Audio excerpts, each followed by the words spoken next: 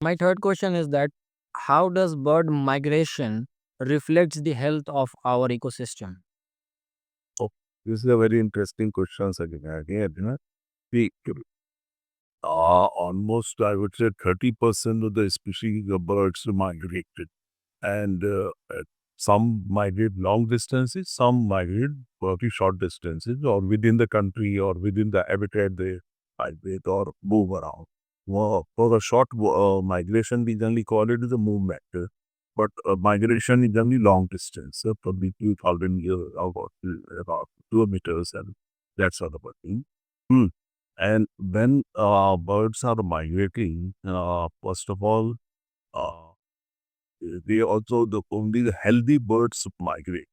So if the birds are living in a healthy environment, either during the breeding season or in the wintering season, they accumulate enough fat to migrate of 5,000 kilometers or 4,000 kilometers or whatever is the distance. So they won't be able to accumulate enough fat, enough body resources if they are not living in a good environment. They are wintering.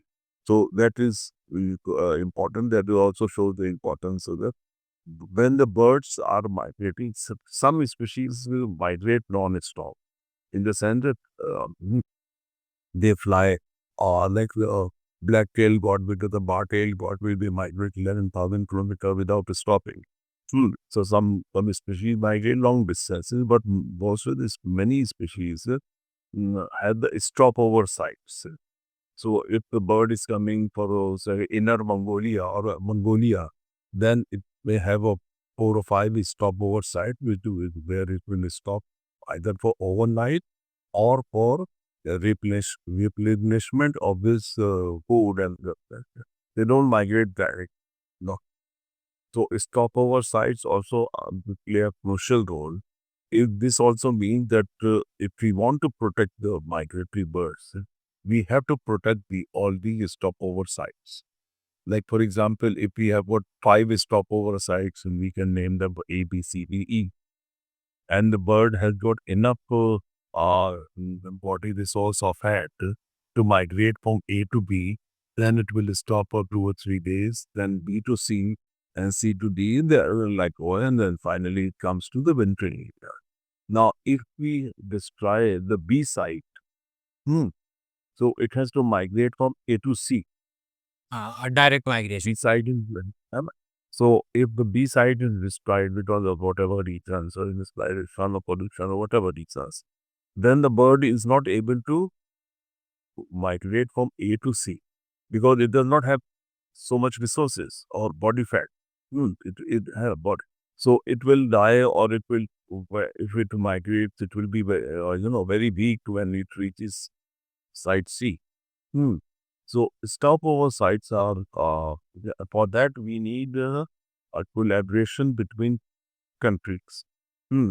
So if the bird is, say, coming from uh, Siberia, then and then passing through Mongolia and then Eastern China or Western China, and then coming to the Himalayas from either Nepal and Nepal to India, or the other way. Hmm. So it means that we have to collaborate should have a collaboration among all these countries, where conservationists should work together, government should work together uh, to protect these sites, and so the birds are able to successfully migrate. That's why we have got international, agreements, like the Ramsar Convention is one international agreement. The important bird areas is another international agreement which we had that we save we identify the important bird areas in different parts of the world, and then we protect those important bird areas, or the Ramsar sites, or the forest. Sometimes we generally neglect the forest. Forest species, lot of forest species also migrate. We generally think down the ducks and geese and the cranes migrate, which is stone. So waders, ducks, geese, and a lot of species migrate, or the group of species migrate. But the birds, the forests also migrate. So we have to protect the in between forest also. For that, we need good research. And then for the good research to find out what are the crucial areas, we need good science.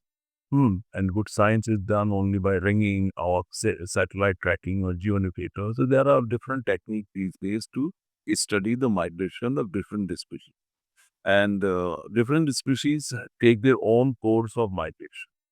Hmm. I give example of one bird which we ringed it in Bharatpur. I was working at Bharatpur, and later also my colleague worked in Koinadev National Park. Hmm. There's a bird known as a uh, white throat. Lesser white throat. It's a small bird of glory 10 grams or 11 grams, 12 grams. So when it comes to Bharatpur, this is the time when you see the lesser white throat in Bharatpur. Bharatpur and many other parts of India. I'm just giving example. So its weight will be around 9 to 9.5 grams. Hmm. So when it is spent 4 or 5 months in Veladev National Park or and many other parts of India, so the weight becomes to 12 to 12.5 to sometimes 13 grams.